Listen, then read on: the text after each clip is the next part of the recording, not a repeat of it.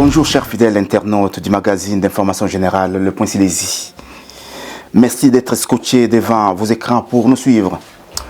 Nous sommes le 9 avril 2023 et l'affaire du député de Massissi, Mwanga Chouchou, défraye l'actualité en République démocratique du Congo.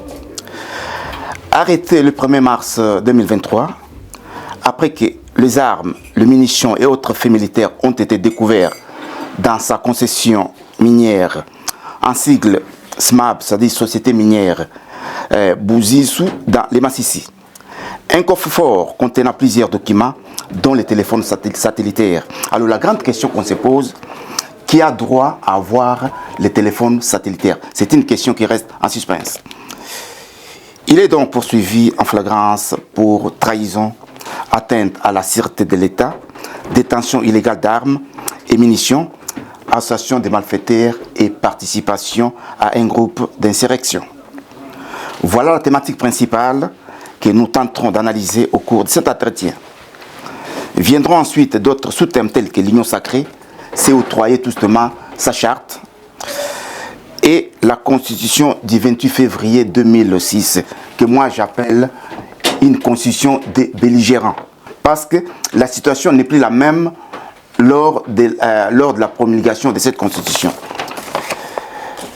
Alors, pour ce dimanche, c'est un homme d'État talentueux et communicologue de son État au sein de la diaspora. Bonjour et merci une fois de plus d'honorer à notre invitation, M. Bofossa. Bonjour, cher journaliste, merci. Donc, je viens de planter le décor est déjà planté. Alors, l'Assemblée nationale de la République démocratique du Congo, un véritable refuge des infiltrés étrangers. Ta réaction? Ouais, je commence d'abord à saluer tous les Congolais, Bandegogno sur le Congo, partout dans le monde. Le Point Silésie pour la République démocratique du Congo, qui est présidée par Mwanamboka Félix Tshisekedi. Et le Premier ministre, c'est Sama Lukonde. Et nous avons son Excellence Guy Luandomboyo qui manage un peu le ministère de l'aménagement du territoire.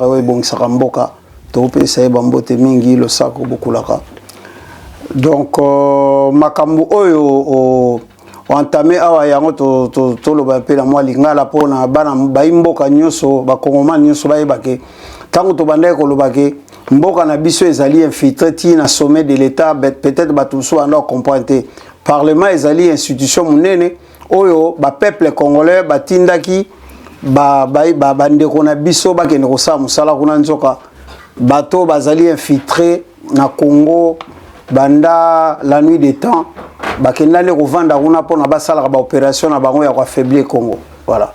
Donc toujours condamné vraiment ba comportement. Alors, l'Assemblée nationale, c'est la deuxième institution de la République. Alors, comment expliquer qu'un grand pays comme la République démocratique du Congo soit infiltré jusqu'à ce niveau? Alors, si je comprends, cette infiltration est datée et elle est lotée. Ça ne date pas d'aujourd'hui. Non, ça ne date pas d'aujourd'hui. Infiltration et abisso, moni, papa na biso, koko na biso, à partir déjà de 1885, mona qui passe, il y a Rubunde la Mabele na Bango, na Équateur, Tambalobake, Bakata Batuma Boko, na Équateur, pour na caoutchouc, na biso EVA, Tili, Tiango, prophète Simon Kimbango, Eko Banda Yango. Mundele déjà mona ike ba congolais bazali bato ya misoga, donc il faut to mema bato baza ba congolais te ba kote belé na mboko epo bango bazoka facilité à exploiter mboka na biso. Donc infiltration na Congo et bandi kala avant même biso to botama, donc ezali cancer moko o lelo biso tout ba congolais faut to zala uni pona ko guérir rango. Voilà. Ok, ça cancer moko ou yobison soba congolais photos à la uni pour na guérir rango. Mais président Bofossa, tout ça quand même homme politique ou bien les hommes d'État. Alors comment voulez-vous que nous, vous hommes d'État que vous êtes, bouyez puis que nous voilà bapaya baza katina bino et puis boza kolia na bango sani moko et puis dans quelle institution? L'Assemblée nationale. C'est gravissime. Non mais au moins na Congo ba homme d'État ndé na ibsaka yo ba homme d'État bazali pena mingité. pour ba homme d'état bazali bato ba fandaka pour na kosola avenir ya mboka kozwa ba solution difficile pour na mboka mais omoni na mboka na biso bato ebele bateki molimo na bango pona on appelle ça quoi kanyaka mbongo ozomona manque ya bolingo ya baningana ya mboka etindi bandeko ebele bateka mboka epa ya bapaya po ba congolais musoto omona bandeko na biso to kanisa ke baza bandeko na biso bango bazawana ndepo bavimbisa mabungu na bango baliaka mbongo ya Congo parce ezali niveau ya kibolole otoko définir onte comment kondima bapaya baza na mboka na bino bapesaka yo ne mbongo ezota na mboka na bino po bonyokolaka bandeko na bino bobomaka bandeko na bino ezali dege ya kibolole o na oyebisa yo ezangi vraiment la définition parce que na Congo toza pena ba politiciens te on oyebisa mingi c'est des politicards ba politicards baza ba genre ya batu oyo bamonaka ba élection ba parla kaka sur ba intérêt na bango privé donc bamonaka passe à peuple te tande toza leo na mboka après je crois 60 ans ya mes gestion lelo mboka mona mboka Félix Tshisekedi ninga kutaki yango peuple baza na emploi te collier eza pasi courant eza pasi mai eza pasi classe eza pasi pas ces amis mais aux monde ba politiciens congolais makambo wana etali bango te bango kaka Félix Tshisekedi organiser ba élection Félix Tshisekedi ça veut dire ezali pasi pour na mboka na biso kota la situation tozo traverser donc kosola mingi te ko ba homme d'état na Congo donc ba homme d'état na Congo baza kotanga baza pena mingi te pour ça ba homme d'état bazaki na mboka na mais guerre na est ezati. OK, parce que nous parlons du député, parce que c'est un député de Massissi, donc un député de Massissi qui siège à l'Assemblée nationale. Alors, Sikoyo, je sais par le passé aussi au Lobali Kambouango, aussi au éclairage opinion. Alors, j'aimerais que au cas qu'on reprendre ce éclairage au Salaka la fois. Rôle de député d'abord les années dans l'Assemblée nationale. Quel est le rôle d'un député? Rôle de député dans l'Assemblée nationale, les alliés à Okende. Un d'abord, il y a un projet de loi. Pour l'Assemblée adopter la loi, pour ça la loi. Et rôle n'a pas les sous alliés à surveiller l'action du gouvernement. Ça veut dire que les députés sont représentants du peuple. Au peuple latino, on a assemblée pour vérifier. Il y a gestion ya mboka. Nenge gouvernement ezo gérer mboka, ba député bazana po batala est-ce que gestion mboka ezo kene malamu ou pas. Mais bango tozana bango lelo na Congo, baza bato yo bazande binemi ya mboka. O ba yewana ba koti na ndenge ya na lingala na ko expliquer ndenge ya kanyaka na ndenge ya te ba koti na ndenge ya mobulu neti ba député mais kuna bazo sama makambo mususu baza kuna na ba intérêt na bango ya koteka ba minéraux ya ko affaiblir Congo ya ko corrompre ba congolais mboka Congo avancé te bon biti na ngo ezali po peuple congolais à souffrir bango banyata ba peuple congolais yango ezali passe papa. OK, parce que non ti ko énumérer biloko bakangi pa ya député Mwanga Chouchou, député à Massissi. Bakangi, ba armes, bakangi, ba munitions, bakangi na ba effet militaire. Est-ce que Bilokwana ezali un député peut s'approprier de Bilokwana et puis ce qui est encore grave avec ba téléphone satellitaire. Qui a droit à avoir un téléphone satellitaire? Président Bofoussa, à vous la parole. Ndekolanga pona kaya député wana Mwanga Chouchou. Ngai na koloba ke Mwanga Chouchou même soki lelo azali député na Congo mais pona ngaza congolais te.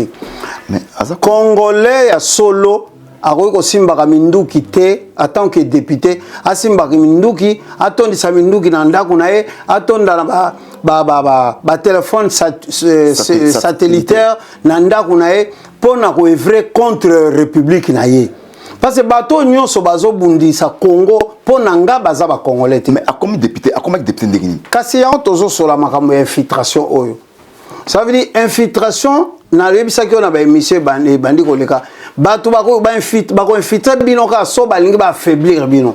Donc ba Mwanga Chouchou lelo makambo biso to ba ko ba infiltration na Congo, ba Mwanga Chouchou lelo bazali vraiment ba modèle d'infiltration en Congo. Ça veut dire Mwanga Chouchou déjà zo la qui s'appelle Amiaki comme ami commissaire congolais a commis député mais il y a contre République démocratique du Congo. Asa ko entretenir biloko ya ko zanonte par exemple le téléphone satellitaire biloko wana ezali service à renseignement mutu ezaka nango mais ye en tant que député à Congo azoza nango po asala nini po asola na binemi à Congo atekaka ba minerai à Congo. Je vais t'apprendre aussi que na ba source sûre Mwanga Tutu asombaki pembe na aéroport au moins 79 hectares 79 hectares wana tonga bandaku basal banini pona asala ba réunion parallèle na ye. Ça veut dire soit que na parlement avant na ye na assemblée avandi neti mutu normal mais soka bimika wana akomi mutu mususu. Mais ça sont des révélations graves. Mais oui. Mais que font maintenant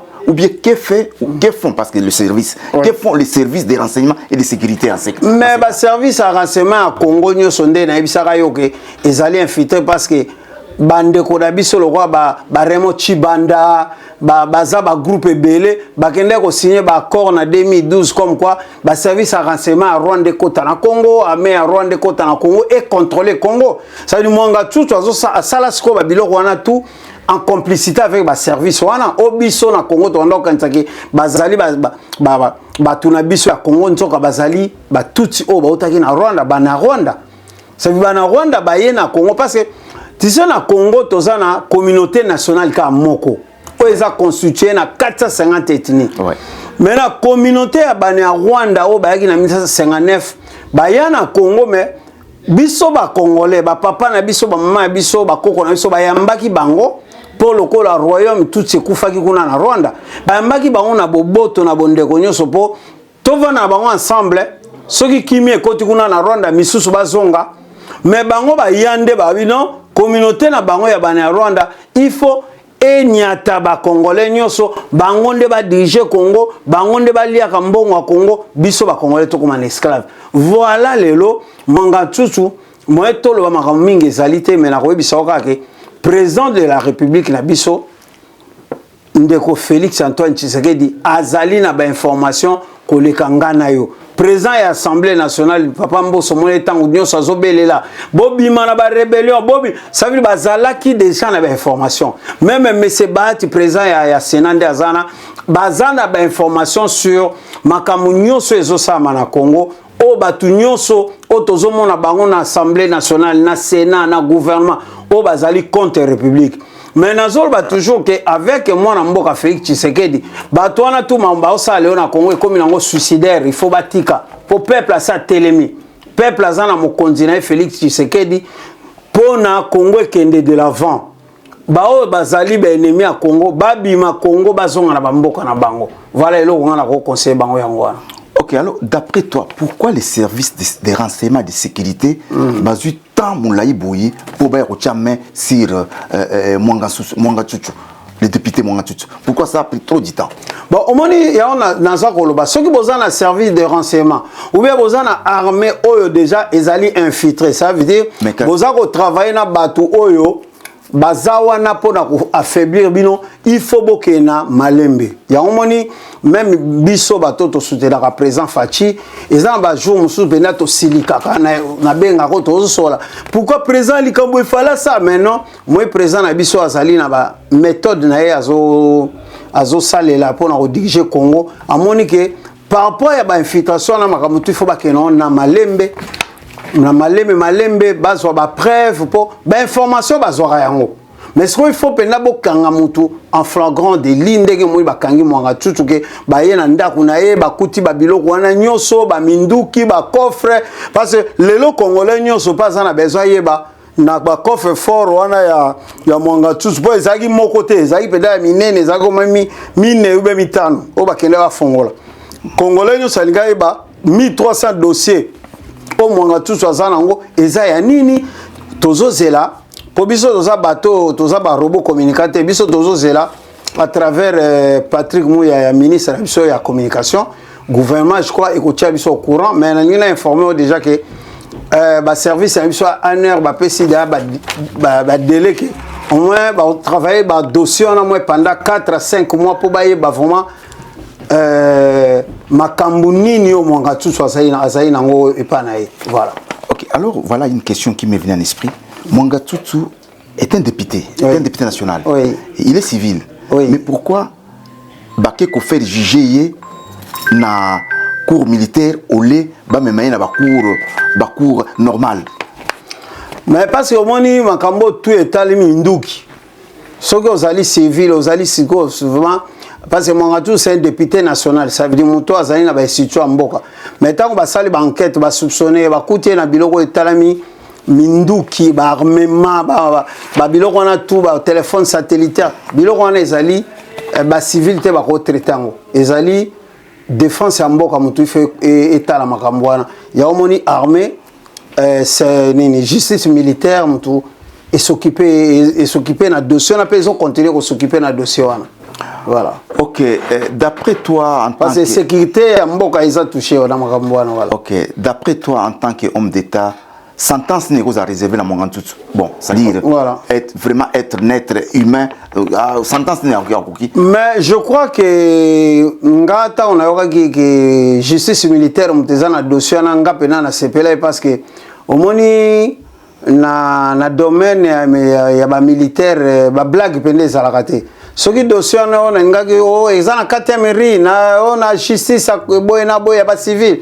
Na ngana s'inquiéter mais na zana confiance na ba konzina biso surtout VPM na biso ministre na biso la défense Jean-Pierre Bemba kulutu na biso ndenge batie na défense je crois que ba traiter dossier na sérieusement et mon tout a reçoit pena mbano ya solo po et pe ça ba infiltrer musu batika li leçon que ba bima na Congo batika Congo kimia. Est-ce que ezali façon te à se venger ya ba congolais vis-à-vis ya ba rwandais qu'on a tant que moi tout ça kende parce que de jouer pas militaire aussi longtemps qu'il y a ça civil. Est-ce que ce n'est pas une façon de faire une justice ou bien une justice expéditive? Non, ils ont un règlement de compte. Au moins, ils sont un peuple congolais, ils sont un peuple pacifique. Ça veut dire, Rwandais, ils sont républicains. Nous sommes les gens de la démocratie. Ils ont un respect à droit de l'homme. Toza bateau, toza ba civilisé. En fait, le peuple congolais, c'est un peuple civilisé. Rwandais au na Congo, moi j'ai toujours dit, Rwandais au na Congo, ils ont respecté leur république, à revenir na Kimia, et ils ont une nationalité en bonne forme. À cette nationalité, à s'intégrer dans le Congo, bah PC nationalité. Alors comme on est congolais, moi je vais les respecter. Mais ce qu'on moni batu, bah y'a que pas nabino comme bah réfugié, parce qu'il faut tout le barango. Bah na Rwanda, bah y'a na Congo comme bah réfugié na 59. Avant 59, je crois en 1920, Missou Soutan ou Allemagne a perdu la guerre. Tant que comme République démocratique du Congo, Rwanda, Burundi, bah PC Rwanda na Burundi sous gestion à Belgique, bah Missou bah y'a que na cadre moko ya misala. Mais les lots. Oui, donc j'allais dire c'est dans le but donc voilà.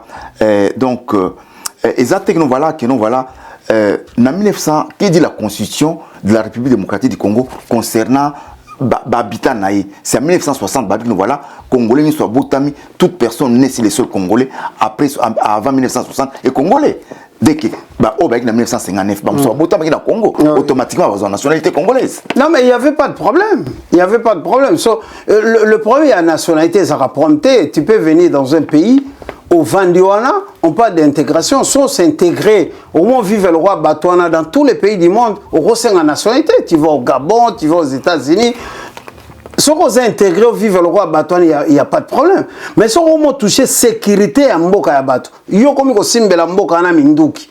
Okomi ko boma Batou. Okomi ko luka bo dominer Batou ya Mboka na. Bana Mboka na ba kolinga te. Ezama kama règlement de compte Batou na Batou bazalaka na ka pona ba défendre mabele na bango. Voilà, donc Moutaza contre Rwandais azate. Mais tozolo belasko Mboka na biso. Pour défendre Mboka na biso, toko ko banga mutu te, c'est ça c'est que moi je dis na tous les Congolais. Bozala na courage ya koloba makambu clair. Banya Rwanda bayaka na Congo na cas d'urgence, bazui problème kuna lokola bayoka na tena bandeko na bango ba utu royaume na bango kwei po bango na bango kuna balingana te na Rwanda. Bakimi baye na Congo, bayambi bango. Il y a même une émission, sur au monde, 62, 61, Papa Tshisekedi en tant que ministre intérieur, a kende tikuna ba ki vota la bango.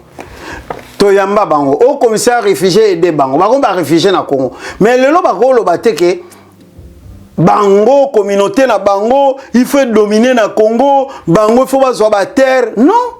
ba réfugié ne biso to na France awa o se réfugié na France bo sangani groupe na bino bolo ba boso ba terre na France français ni na ondima mutute eza ba ka lelo ngana comprendre ezaka na mboka na biso kongonde congolais so azo défendre makamne komio aza contre ba rwandais non soki bango baza ko se sentir que bazali ba rwandais so ba livre baza à l'aise mais bazonga na Rwanda parce qu'on va le président accepter que soki mutu moko asengi réfugié asengi asile na Angleterre so ba boye batinde bango bato wana c'est qu'il y a vraiment beaucoup d'espace en Rwanda et que ba congolais d'origine rwandaise o ba se sentir o ba linga Congo te bazonga na Rwanda.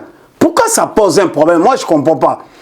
Pourquoi cette histoire ça doit poser problème? Ba congolais il faut pas défendre mboka na bango ezala na kimia. Parce que nous ne voulons pas la guerre, parce que le président Zobo tout le temps, nous ne voulons pas la guerre avec le Rwanda. Le problème c'est quoi? Bah Rwandais, bah vanda mboka na bango, bah s'organiser comme un peuple. Bande ko na bango bazana ba réfugiés partout dans le monde. Mais so ba na mura bande ko na ba benga bande ko na ba zonga ka na Rwanda. Ba richesse à Congo eza pona ba congolais. Ezate pona yaona lobaki no makambo article 217. On en parlera parce que voilà, c'est Congo tozana te to komaneti batu moko boye monde ate ba mo loba biso soki bo sali bo ete ba toko ba et ça va chantage. Pourquoi tu vivre un chantage? Communauté internationale ba chantage par rapport à quoi? C'est ça. Personne n'est contre les Rwandais. Nous on veut vivre seulement en paix chez nous. Voilà, mutasa contre les Rwandais à certains. Parce que comme on est sozo au Congo, on sort qu'il y a Kinshasa au Congo. Mais un Congolais rentre chez lui au Congo pour l'année. Voilà. Les Rwandais bazali ko respecter la loi à Congo. Ba va ina ba Congo ba en paix. Biso na ba bandalu wana to kola ba famille mususu bo. On savait seulement que baza bato est mais on savait pas que c'était des Rwandais. Voilà. Ok, donc, chers internautes, nous continuons toujours avec notre entretien parce que c'est le dossier de Mwanga Chouchou. Donc, comme le dossier est encore en cours, donc, nous laissons la justice militaire faire son travail. Et puis, nous viendrons, quand il y aura de nouveaux éléments, nous viendrons tous sur ces plateaux pour vous informer. Alors, nous bouclons tout justement ces chapitres de Mwanga Chouchou pour entamer tout justement le deuxième sous-thème qui est tout justement l'union sacrée de la nation qui amènera sa nouvelle charte. Alors ma question est celle-ci. Pourquoi l'Union sacrée a attendu plusieurs mois, voire plusieurs années pour enfin avoir sa propre charte? Et vous allez dire quoi? Bon, là je parle comme un politicien. Oui. Au moins, l'Union sacrée d'abord c'est une majorité parlementaire du président Félix Tshisekedi. Oui. Et au moins il y a un an je crois, Batumso Bazaï l'Union sacrée Basali basalaki des ordres le quoi parti ensemble ya Moïse Katumbi ya mwana mboka Moïse Katumbi comme quoi sengaki ba ministre na tout ba se retirer na gouvernement ba parlementaire na omoni sikoyo eloko wana epesi pe batumayele epesi quand présent mayele comme quoi lokola batutu baza lelo na union sacrée basa la charte pas ces années et c'est première organisation place au batu baza ebele bobi bozo former majorité. Même en France, partout au monde, quand vous avez formé majorité, il faut un document officiel où ils ont ensemble, où les gens fidèles, les leaders, parce que nous approchons des élections. C'est que le président a besoin, il y a une majorité à organiser tout les leaders politiques. Ça veut dire que lobby, il faut tout signer charte. Et tout, il faut derrière. Leader, il y a la majorité. Ce n'est pas prendre déjà en otage. Non, c'est pas ça premier otage. Les problèmes, il y a cause à la sérieux. Ce qu'on veut seulement à Congo, même les politiciens, comme les sérieux. Aux années union sacrée, au signé que aux années union sacrée. Aux années union sacrée, ils ont la liberté à Rosala, Oyo, Lingi, Po, Batona, tout, manipulateur, Bazali, Banana, Bambongo, la bombe. Non, le président veut s'assurer que l'Union sacrée est alliée, majorité parlementaire Nangai, et tout le monde est aligné derrière le président. Lors des élections, l'Union sacrée Moutou et comme ma campagne électorale pour élire champion qui est Félix Tshisekedi. Non, mais voilà. C'est pas c'est les apprendre il y a bloqué tout est otage. Non, non, non. Oui, parce que quand je vois par exemple l'idée ramener le rôle Jean-Pierre Bemba, par exemple, oui. le rôle Boussa Nyamous, le rôle Vital Kamere et autres, et donc voilà, mais Bango Baza, il peut postuler à la présidence. Mais quand maintenant, au moins, voilà, Félix Akangi, Bango, ils ont la Kangi, Bango, Bassinga, la Maboko, Namakolo. Non, mais je te parlerai aujourd'hui, notre roi Jean-Pierre Bemba, M. Vita Kamere, M. Guy Luando, aux huiles, les sources Antipas Mboussa. Antipas Mboussa, ça c'est des hommes d'État. Je crois que tant que mon bango tout ba côté dans gouvernement, ba comprendre les locs en tant que patriote, bazala tout autour de qu'on a bango pour la paix à Mboka. Non mais alors là j'ouvre une parenthèse. Tant aux autres voilà, Vital Kamere, Jean-Pierre Bemba, Antipas Mboussa et puis Guy Luando, ils sont des hommes d'État. Et que dire maintenant de Martin Fayoulou, Mozito ou bien Moïse Katumbi au classé bango na côté? Non, et c'est des politiques, non, ça n'a rien à voir. Motora, mais c'est Fayoulou, ceux qui vraiment un homme d'État. 4 ans et demi après, on continue à réclamer la vérité des urnetés. Il faut qu'on pas ce il faut comprendre que le président Félix Tshisekedi a organisé l'élection. Il a organisé l'élection, l'ancien président Joseph Kabila. Et il a programmé l'élection, le gouvernement M. Kabila, et ça n'a rien à voir. Dans ce cas, il homme d'État, Lelo a reçu des ordres, on parlera de ça. Voilà, donc, Moutoloro la Fayoulou, Oya Katanga Nani. Moïse Katumbi, c'est des politicards, c'est des gens qui voient que leurs intérêts. Bah, mon intérêt peuple était. Ngana lingi, bah, tu faut bailler biso. Projet de société à Moïse Katumbi, Zanini. Allez, quand la télé, Moïse Katumbi, c'est sur les Congolais, on a une dirigé Congo pour na boye. À ça la émission, atteindre la porte-parole. Moïse Katumbi, allez, quand la télé, à ça la émission, a expliqué pourquoi il y a l'inga comme président. Et comme il y a contre Moïse Katumbi, moi je ne comprends pas. Tout cinq na Moïse Katumbi, allez, quand la télé, avant expliquer le projet de société Nezanini, qu'est-ce qu'il prévoit pour le Congo, tout ça, Toyo Kabango. Parce que Bango tout, Fayoulou, tout ce monde-là, Bazaka a un discours, il y a haine, il y a Royinisa Batou, au Félix Tshisekedi Bonabo, il y a Salaka Boy. Non, 4 ans après, tous autres là, horizon il y a 2023, en décembre, élection, on est à distraction. Oui, tout justement, donc, Tokolobe la Makambo, il faut tout simplement na Soukayani, parce que c'est le point du jour. Alors, donc, ma question est donc, union sacrée, et Zéli Tamoulaï, pour les charte, tout justement, c'était pour nous organiser, c'est-à-dire au Kangaba, donc, Bassalini. Et ça, Makambo, Kangaba, vous savez, quand vous êtes peut-être dans une association, non, c'est exemple. Vous êtes dans une association, vous voyez, l'association est dans un statut et ils appellent un règlement de l'ordre intérieur. Ouais. Donc, l'union sacrée, il faut organiser. Ouais. Tout autour, il y a leader na bango. Oui. Tout autour, il y a leader na bango qui est le président Félix Tshisekedi. Leader, c'est quoi, Monique? Bientôt, il y a les élections. Oui. Bango, mon repère, grande personnalité, non? On doit faire une charte que tout le monde a signé. Et ça, après, on va s'assurer, on va s'engager. C'est le bateau, tout bazan, l'union sacrée, là, Monique, bon, na principe, il y a éthique, morale. Ça veut dire que tout le peuple, mon avis, sont assurés. Et que, comme président, Azan a un projet merveilleux pour le Congo, Bisso, tous accompagné, Bisso, bande konaye. Parce que tous ces gens qui sont dans l'Union sacrée, c'est des Congolais. Logiquement, oui. Voilà, donc on va signer charte, il y a qu'à soutenir des Konabango, dans l'élection en 2023, ainsi de suite. Voilà, c'est. Et ça, il y a sérieux, papa. Et ça, il y a tout le monde a acheté. Pour te dire que, dans 2 mois d'élection, non, moi je me retire de l'Union sacrée, je ne partage pas le bilan avec le président. Au moins, il y a des ordres. Vraiment des hommes d'État, à part Rosalyn Politica, un homme qui n'a pas vraiment une idéalité pour le peuple. Voilà. Ok, donc je tiens à rappeler à de nombreux internautes qui nous suivent que nous voilà, je reçois ce dimanche M. Bofossa, un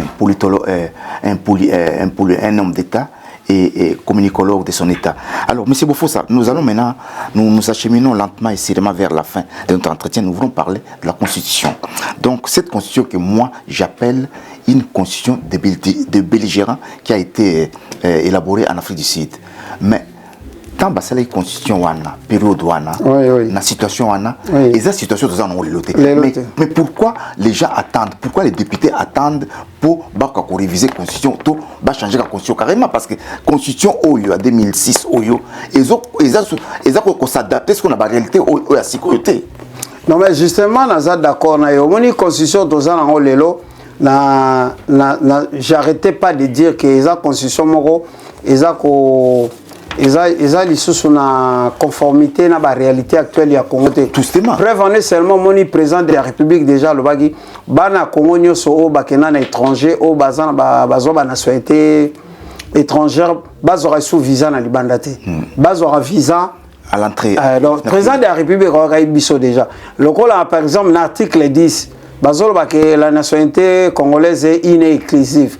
Biso tolobi na nzela ya ko protéger mboka na biso Congo pe na bolingo na biso na Congo tolingi mwana ya Congo perdre son nationalité à Congo te parce que liboso ba kosa biso ezana lolendo mo te mwana nyonso ya Congo article 10 ya constitution na il faut balongola ngope mwana nyonso ya Congo attaque na mboka nini attaque na Inde comme na monde nini il faut garder nationalité na ye soki to kei to ye lelo au monde en article 9 ya constitution lelo sur gestion ya ba richesse na biso au monde bazo parler na état na biso il fait na contrôle moko permanent sur sol na biso na sous-sol pe bazo parler ndenge nini l'état na biso fait gérer ba richesse ngana oloba article 9 de la constitution lelo il fait longo par exemple soto moni na article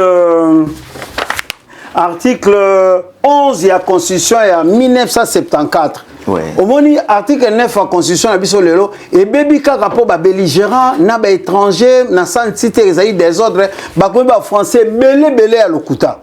L'État exerce une souveraineté permanente, notamment sur les sols, les sous-sols, les eaux, les forêts, sur l'espace aérien, fluvial, nanani nana, ba français belé à l'Okuta. Il parle des modalités de gestion de la concession, tout ça. Tout ça, c'est ça, makamba l'Okuta, ba okosa ba Congolais, ba français belé. Mais il y a en 1974, Constitution Zaïre Zaïnango. L'article 11 d'Ango Balobani. Les sols, les sous-sols zaïrois, ainsi que leurs produits naturels appartiennent à l'État. Mais ça, c'est la loi Bakajika. Si. Mais la loi Bakajika que nous devons garder. Ça, c'est la loi Bakajika. Tout le monde je suis un sol nabino, je suis un sous-sol nabino, bon moni, il faut total ndeni l'État ko gérant. Nyon so aneza ki muyibi. Mais ezali bato ba oluka ba déstabiliser Congo. Mais ma question c'est qu'est-ce que les députés attendent pour... Mais les députés à Congo bazalaki ailleurs, c'est ce que je te dis. Les députés ont sur la majorité dans le Parlement à Congo, bayebaki tina ni bazaka na Assemblée nationale té. Yango na ba émission tozo rappeler bango ba rôle na bango ya ba senzeli ya gouvernement ya gestion mboka. Un député azana pona oyeba ndenge ni mboka nezo gérer, ndenge ni ba loi ni photo baluka ba loi ya protéger mboka ndenga na oloba. Article 9 il fait long. Article 10 il fait long. Article 217 de la Constitution lelo il faut long. Qu'est-ce que dit l'article 217? Ça veut dire pour l'intérêt à peine Afrique, le Congo, bana Congo ba ko abandonner bon somi na bango pour na repartager ma belé ou ba richesse dans na ba paya. Mais ça, c'était tout simplement pour inclure les Banyamulenge. Mais justement, mais biso voilà pourquoi j'appelle ça la constitution de belligérants. Tozonga sikoyo batu penandenge toaka na Zaïre ke mboka na biso tokoki ko abandonner souveraineté na biso te pour na to partager biloko na biso na bapaya. Chaque pays ba na biloko nango biso ba Congolais to senga ba nani to ka. Est-ce biso to suto ke na Nigeria to baki il faut to ka ba pétrole à Nigeria. Il faut to ka bola biloko Afrique du Sud. Est-ce que tu as na Brazza ou que tu as pétrole na bango? Non. Tozala mibali, tozala bana ya Congo ya solo to protéger ma belé ba koko batike la biso. Ça veut dire tant au président zo deuxième mandat wa constitution na mai faut constitution moko ya sika ya bana Congo ya solo ba ça la constitution sika. Voilà. Alors d'après toi en tant qu'homme d'État, bato ba siégeaka pour élaborer conscience. Est-ce que Bazali qui vient dans la conscience, il y a battu normaux ou bien Bazali qui est sous pression, il y a occidentaux, tout sous pression, il y a Rwandais, la communauté. Non, mais Bazali qui manque de patriotisme, après la communauté internationale imposa qui biso bapaya. Ça c'est un secret pour personne. Communauté internationale na santiti imposa biso bapaya. Bah imposa constitution, la constitution les a congolais te salango. Non mais il y a eu des Congolais inconscients ou corrompus qui ont signé ça. Et les lois bazana baotala baomo ka bavana banda kuna bango bazoe ba que constitution na ils ont aider la réalité à ils ont aider Congo te. Oui parce que les réalités à Tangwana na lelo eze loko moko te. Il y a une compatibilité donc c'est terrible ça veut dire et ko pesa yanga na solo ba congolais on lieu que to beta na biso na biso ba bitumba to wela ka boye na boye mais bozo mona te que tant que mamso bozo ko bunda entre biso na biso. Mais tous les députés, le roi Bamwanga Tchouchou, ayane calme na Congo, avant nae, aza ko exploiter nae ba minéral na ba entreprise nae, azo bon wa corrompre ba député. A ça la tout ya ligne na Congo. Mais au monde en France ou en Belgique, au yaka ba Congolais ba bunda po nini, ba likunya po masa na ba cheye, asala kana fachi. Na mona masa mzo le ga télé. Te muto na ba che mu konzi place boye. Ngana yebi asala ka soki nani. Mais est-ce yo yebi Congolais na contre. Mais oyebi combien de Burundais baza na Congo ba koma ba konzi.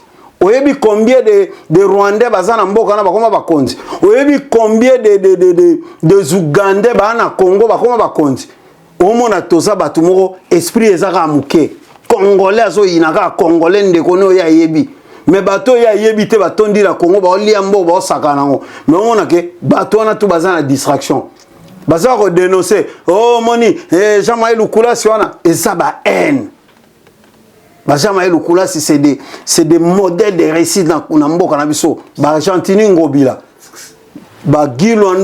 Ça veut dire il faut soutenir les champions mboka na biso bana mboko bazo bunda bazo évoluer mais congolais zakaka congolais linguninga sala pas mon côté ba guerre ezali akaka bosembelo bazali journaliste lobby a comme PDG c'est ça on appelle c'est ça tango bosembe comme kaka président du conseil supérieur audiovisuel à Congo batutu ba inie mais boyebi ba Rwanda boni bazana ba sala kana Congo baza ba konzi koleka me bosembe ça veut dire batu ba fongola mitu na bon quoi congolais bima na ba médiocrité na ba buzoba toza ko passer temps kaka lokola ba zoba ba nyama ko finga naka ko yina naka na mambo ezangi tina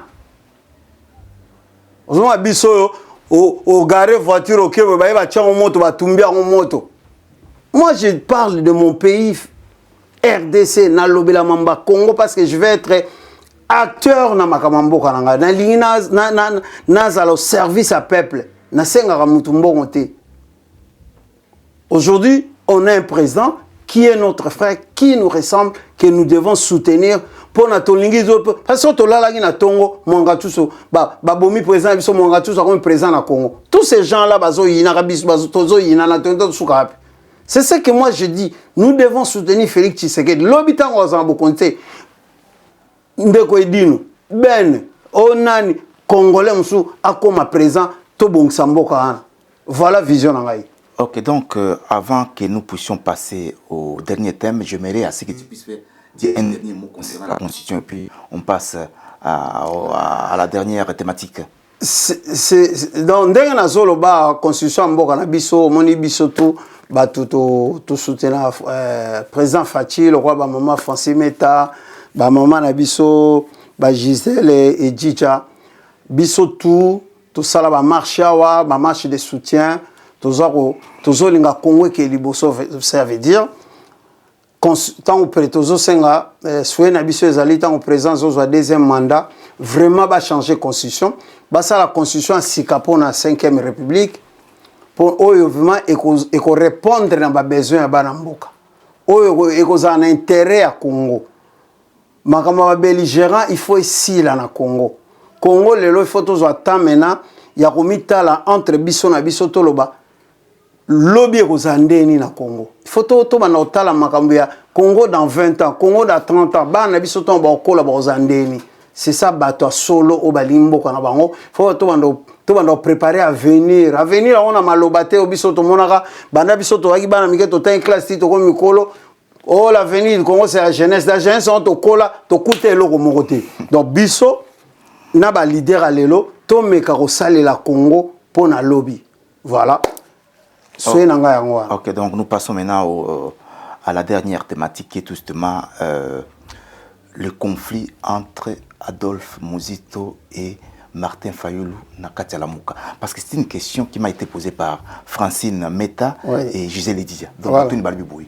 Balbi qui ba péché raison tant au qualifié qui ba homme politique congolais comme ba politicard. Ba péché raison. Alors, conflit entre les deux frères qui étaient des amis et qui ba posé mon ondeni. Déjà sur le plan politique, conflit à ancien premier ministre M. Fayulu et ça on a aidé le peuple congolais parce que tout ce qu'on fait dans la politique, moi je crois, na nenga lelo, mamutu to kosa en politique, faut tout naga. À quoi ça makabo to ça les autres servi peuple nanini. Ça veut dire conflit on est zali kaka. Ngande na comprendre que l'ancien premier ministre Adolphe Muzito bomote zongele moi mingi esprit patriotisme côté mingi so moni même il commençait à dire que tous après tout bundaka na Rwanda tout ça et dernièrement na moni sorti na lobby que ceux qui dans 10 à l'euro mokezo kende dans 10 ans tu vas atteindre 160 milliards il y a budget à mboka ça veut dire pour nga déjà na moni que l'inspecteur des finances M. Muzito a zongi l'esprit patriotisme. Mais maintenant, M. Fayulu a joué sur le trouble fait. Ça veut dire, mouvement va salaki à la mouka bangombale, M. Fayulu a dit qu'on respectait sous même le règlement d'ordre intérieur. A joué comme il a s'accaparer nango, a comme qu'on nommé Batundenge Alingi, a joué président Salingi Kotikate, M. Muzito a l'obaya ni Kokate. Donc en fait, M. Fayulu a ça, dans le monde du moko ya yé moko. Oyo azo tenu même pas compte na peuple. Dans ça makambo ils ont un sentiment na. C'est pas ça faire la politique. Faire la politique c'est regarder quelle est la situation du pays aujourd'hui. Nous sommes en guerre, nous sommes attaqués par le Rwanda. To condamner Rwanda, to tia maboko na chef de l'État en place pour na Congo retrouver paix et tout ça la élection. Mais quand tu vois M. Fayulu azo menacé toujours ba élection parce que la monnaie dernière sortie médiatique na lobby on donnera même pas un jour à Félix ce qui ka date na mandé Sili Mobutu ce mouvement populaire on ezali ba désordre pays ba gérango ne wanate ba loi ezali il y a une constitution il y a une constitution ce qui lelo seni lobby ke ko ça ba élection te on va demander que dit la loi tozana pour na kotia désordre na mboka te bato ba kotia désordre na mboka Congo baza ba congolais te pe balingi pe Congo te. Moi, je crois que moi, à Congo est solo, à Rolinga jamais guerre et côté en Congo, Mobutu et côté en Congo. Mais nous tous, nous souhaitons que l'élection et ça la manaba délai moko constitutionnel et les cas bien passé. Nous avons mon président Félix Obangate. Il a le Congo en main, bah ça il savait l'élection et il va gagner. Ok, alors nous allons clôturer notre entretien. Mais j'ai une question. Est-ce que vous donnez raison, Nabat au Bazar voilà, s'il y a division au sein de la diaspora congolaise et à l'extérieur, et Nabat au Bazar Nakati, c'est Martin Fayulu qui est à la base de la division. Est-ce que Baton, nous avons raison Toto? Ça raison, on voit le comportement de la personne. Un homme d'État ne peut pas tenir des langages, même Bano Amike, quand Ozolo Muninga, aucun coup constitutionnel au sali recours, Babino va prévoquer dans la montée. Tu traites l'autre des panthères, tu traites des placebos, tu lui traites moi na musala ya Kabila, moi na musala ya Kagame. Parce que le discours est allé mounene na poto anime, c'est Kagame qui dirigeait le Congo. Mais lelo, so tali lelo na net, tous les Congolais bazo sa intervention lelo.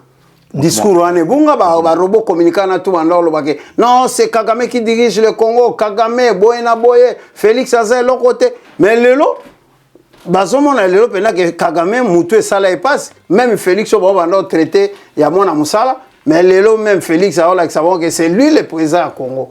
Et na sala intervention moko même na émission à Bali Ngando na États-Unis na ibisakaye. Soyons honnêtes et intellectuels. Le président de la République démocratique, il s'appelle Félix Antoine Tshilombo. Voilà. Ok, donc, chers internautes, nous sommes à la fin de notre entretien. Je tiens à vous rappeler que nous, voilà, j'ai reçu aujourd'hui un homme d'État talentueux, M.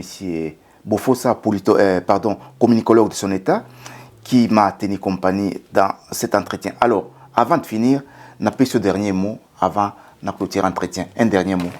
Je salue mon vieux César Ngadil, mon vieux, on est ensemble, on va se voir, on va parler. Je salue mon cordon qui est en Nantes, M. Octave Foya. Je salue Maman Evelyne Kouloufa, tous membres du parti AREP, Agissons pour la République. Je salue mon frère, fils Bokatola. Je salue Maman Mongela Akine. Pour continuer à soutenir AREP pour la République. Voilà, je salue Papa Nabiso, réalisateur Nabiso Edino Image. Mon frère Gilles Vamantsek TV. Donc voilà. Edino Aza toujours Nabiso, Aza Kousou Nabiso. Je salue Maman Joss aussi, mon thème à Papa Ben. Je salue toute ma famille. Voilà. Bana Congo, Tozana, toujours Tobandaroya. Kopé Sabino, Basango Amboka, Ko Éclairo Pignon. Je salue en passant aussi mon oncle Bouboulé. Voilà. Alors, quant à moi, je vous dis grand merci en tout cas de nous avoir suivis. Je ne pourrais terminer sans dire grand merci à l'équipe technique qui nous a tenu compagnie, c'est-à-dire Edino Image, Panza Sanga Congo et M. Gilles Manseka TV. Alors, j'espère vous retrouver dans un nouveau numéro la semaine prochaine. Cela dit, portez-vous bien et à la prochaine. Ciao.